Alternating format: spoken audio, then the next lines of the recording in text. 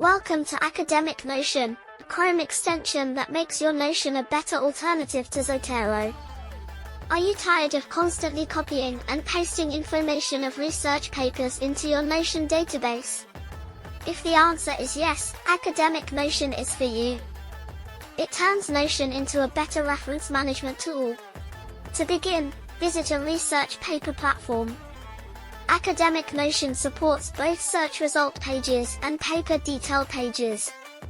Let's take archive as an example and search for the keyword human. Let's select this 5 papers. If this is your first time using Academic Notion, you need to complete some initial setup. First, log in with your Notion account and authorize Academic Notion to access your database. Then select the workspace and search for the target database from all the authorized ones. Now you will see a table where you need to set the corresponding relationship between the columns in your database and the metadata fields of papers. This seems tedious, but you only need to do this once.